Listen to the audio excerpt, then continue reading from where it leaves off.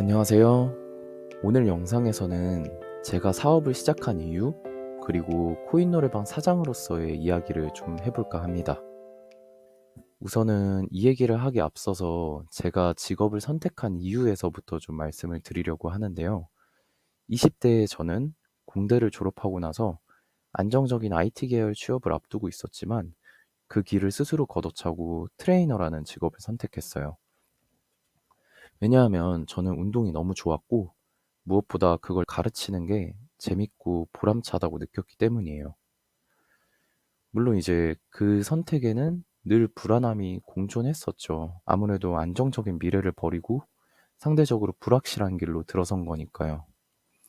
그래서 이제 스스로 세운 원칙이 있었는데 제가 선택한 길에 후회하지 않으려면은 매일을 좀 최선을 다해야 된다. 이런 생각들을 가지고 그때부터 저라는 사람의 가치를 올리기 위해서 할 수 있는 모든 것들을 다 했었던 것 같아요. 그래서 틈날 때마다 책을 읽고, 그리고 트레이닝 자격증을 따고, 운동 세미나에 다니고, 그 다음에 당연히 운동으로 자기 관리도 하면서 센터에서 일까지 병행을 했었죠. 그래서 자는 시간 빼고는 모든 일정을 꽉꽉 채워서 살았던 것 같아요. 그렇게 1년을 살다 보니 일한 만큼 소득도 높아졌고, 짠테크는 제가 정말 열심히 했거든요. 그래서 저축률이 거의 한 80% 정도 달했었는데 이거를 1년을 모아 놓고 나서 계산기를 두드려 보니까 '이대로 10 년을 살아도 얼마 못 모으겠는데?' 라는 생각이 드는 거예요. 그래서 그때 느꼈죠. '이거는 뭔가 방법이 잘못됐다.' 그래서 부업이 필요하다고 결심하게 됐어요. 그렇게 본격적으로 부업에 대한 고민을 시작했는데요. 유튜브, 스마트 스토어, 무인 사업 등 하나하나 알아보고 실천에 옮겨봤는데 문제는 제가 하루에 순수하게 일하는 시간이 이미 10시간쯤 됐었거든요. 그래서 결국 체력이나 시간이 한정적인 상황에서 제 노력을 너무 많이 써야 하는 부업은 좀 무리라고 생각이 들더라고요. 그래서 점점 무인 사업 쪽에 눈길이 갔었고, 당시에 아무래도 유행이기도 했고, 창업 박람회에서 많이 보이기도 했었어요. 그래서 그때 찾아본 업종이 꽤 다양했었는데, 대표적으로 이제 세탁소, 프린트 카페, 애견용품 샵, 사진관, 그리고 코노, PC방 요런 것들이 있었습니다. 그래서 각각 평균 매출이나 창업 비용, 고정비, 마진율 같은 거를 꼼꼼히 비교해 보니까 사실 코노보다 좋은 업종들이 더 많았거든요. 근데 저는 묘하게 코노가 좀 많이 끌렸어요. 그래서 제가 노래를 좋아해서 그런 것 같기도 하고요. 뭐 주변에서는 제가 부르려고 차렸다 뭐 이런 얘기를 많이 하십니다. 그래서 아무튼 업종을 대략 정해 놓고 본격적으로 상권을 알아보기 시작했는데요. 그 시기에 읽었던 상권 분석 책들만 해도 정말 많아요. 그리고 대체로 상권 분석 책들의 서평이 좋지는 않거든요. 근데 저는 개인적으로 도움을 굉장히 많이 받았어요. 그래서 나중에 필요하신 분들을 위해서 한번 꼭 소개해 드리는 시간을 가져보고 싶기는 합니다. 그래서 뭐 본론으로 돌아가서 책을 참고해서 배우 세대, 뭐 사람들의 생활 동선, 집객 시설, 경쟁의 강도 이런 것들을 기준으로 상권을 좀 비교해 봤어요. 근데 이제 아이러니하게도 제가 트레이너로 일하던 지역이 가장 적합하더라고요. 그래서 자연스럽게 그 지역을 중심으로 선택하게 됐습니다. 그 다음 고민했던 부분은 이제 프랜차이즈 창업이냐 아니면 개인 창업이냐를 두고 비교를 했었는데요. 프랜차이즈는 창업 비용이 약 2억 정도 들어가고 개인 창업보다 한 5천만 원 정도가 비쌌어요. 근데 이게 단순한 문제는 아니었거든요. 아무래도 코노 창업이 정화구역이나 소방법, 학원법 이런 각종 규제들이 많았고 괜찮은 인테리어를 구하기도 쉽지 않더라고요. 그래서 최종적으로는 프랜차이즈를 선택했습니다. 지금 생각해보면 사실 5천만 원이 엄청 큰 돈인데 그때는 머릿속에 핑크빛 미래만 가득했어서 5천만 원? 이 정도는 싸지 이러고 있었거든요. 아무튼 상권 후보지를 프랜차이즈 본사와 공유했는데 그 담당자도 여기가 좋다고 말해줘서 저도 그 한마디에 바로 확신이 생겨서 가계약금을 지불해 버렸습니다. 이제 자금 조달과 제 무지의 대가에 대해서 좀 말씀드릴 건데요.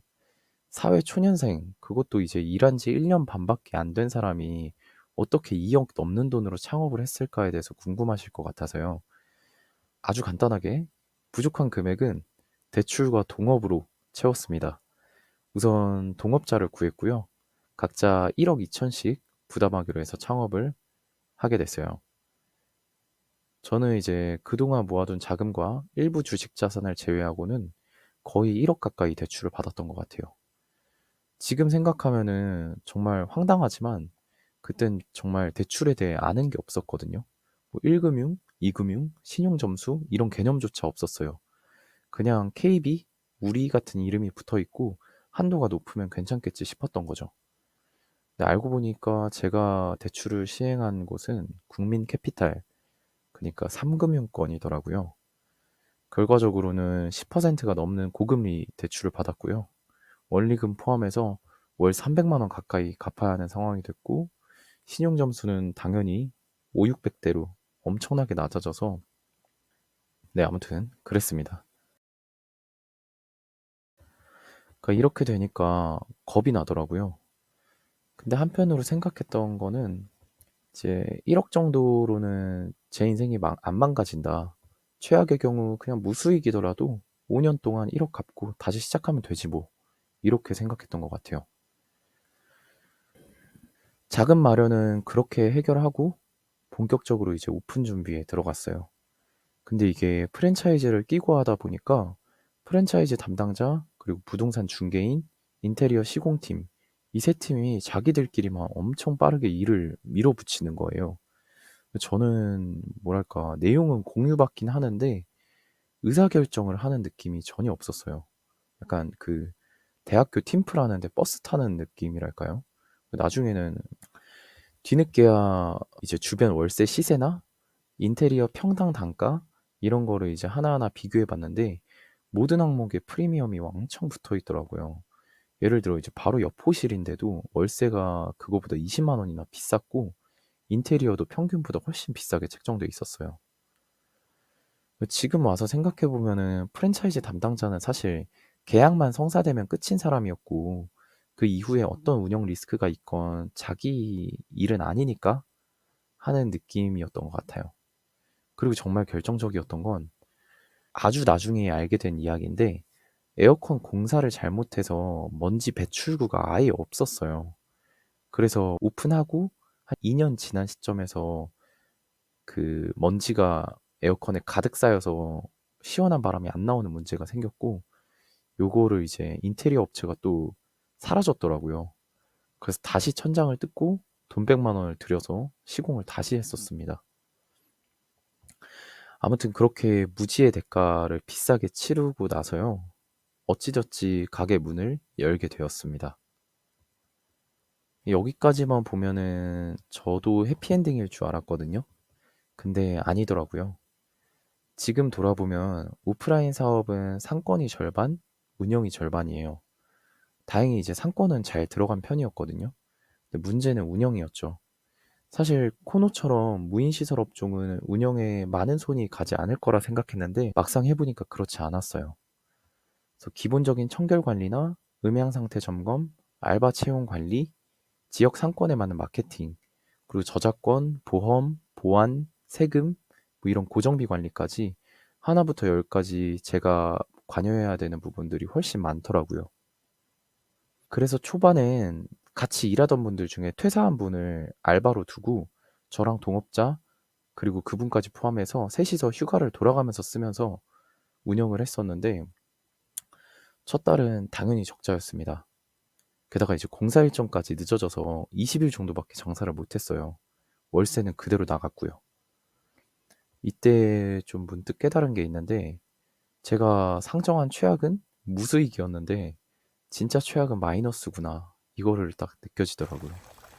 그래서 고정비만 계산해 보니까 월 700만 원이 넘었고 이걸 반반 나눠도 대출이자 포함하면은 월 600만 원 정도가 저의 몫이었어요. 그래서 동업자와 갈등도 이 시기 때가 가장 많았고요. 그래도 저희 둘 다 이 지역에서 활동 중이던 트레이너였고 그 네트워크를 활용해서 회원님들을 통한 입소문도 최대한 날 수 있게끔 좀 시도를 했었고요. 네이버 플레이스도 최적화하고 오프라인 배너 설치도 하고 그다음 뭐 전단지도 돌리면서 이런 것들을 좀 하나하나 실천해 나갔죠. 그래서 알바도 최소 인력만 썼고 가장 중요하게 생각한 건 아무래도 코인 노래방이라는 컨텐츠 본질 자체가 놀러 온 사람이 다시 오고 싶은 공간을 만드는 거라고 생각했거든요. 그래서 시설 관리에는 정말 많은 시간을 쏟았어요.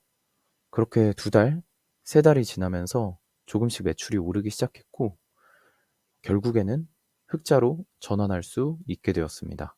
제가 원했던 부업의 시너지를 진짜로 누리기 시작한 건 훨씬 나중의 이야기예요. 왜냐하면 이 대출을 다 갚고 나서야 진짜 시작이었으니까요. 지금은 안정적으로 수익을 내고 있고, 되돌아보면 이렇게 말할 수 있을 것 같아요. 1억 넘는 자본을 투자해서 이 정도의 리턴이 확실하게 발생한다면 같은 노력이 들어도 다시 할 것 같습니다. 하지만 사업이라는 건 언제나 불확실성을 동반하는 거고, 이제는 그런 모험보다는 조금 더 안전함을 선택하고 싶어졌어요. 그래서 그 다음으로 눈을 돌린 건 바로 부동산 경매와 주식 투자를 통한 배당금 수익이에요. 그래서 이 이야기들은 다른 영상에서 천천히 풀어보도록 하겠습니다. 오늘 영상은 여기까지고요. 이제 누구나 사실 처음은 무모하고 서툴 수 있지만 시간이 지나고 나서야 그 선택의 의미를 좀 더 확실하게 알게 되는 것 같아요. 그래서 다음 영상에서는 제가 아까 말씀드린 부동산 경매나 배당 투자 이야기들도 차근차근 나눠보도록 할게요. 관심 있으신 분들은 계속해서 함께 해주셨으면 좋겠습니다. 감사합니다.